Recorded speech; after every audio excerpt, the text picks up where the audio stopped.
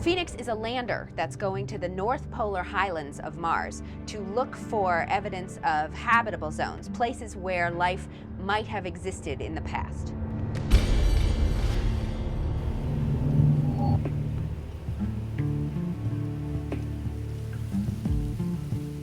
Moving flight hardware, not even to mention an entire spacecraft, is usually a delicate affair.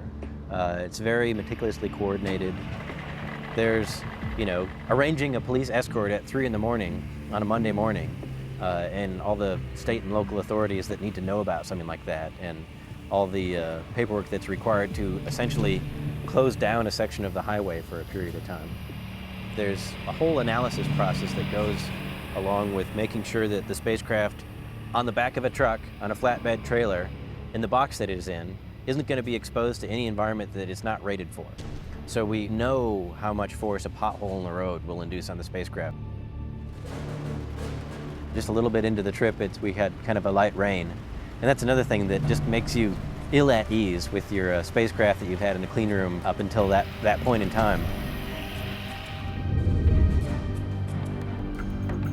We have to fly a spacecraft on a plane all the way from one side of the country to the other.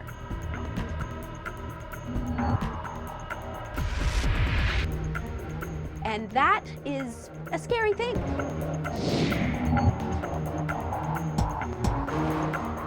And you kind of look at the box and you look at the aircraft and you wonder, is it gonna fit in there?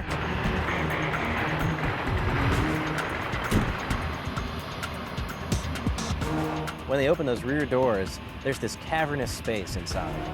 Even as big as it is, this box just barely fits inside of it.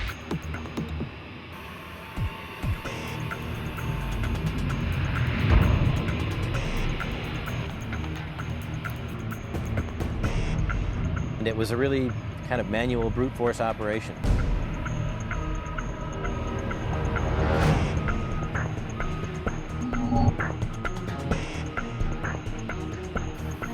It looks just like we're loading a box onto a plane. Inside this box is such an enormous treasure. This is something that these hundreds and hundreds of people have worked on to make it all come together. We've got Air Force pilots, most trustworthy people. They are flying this spacecraft from Denver to Cape Canaveral. And we trust these pilots, but we still worry.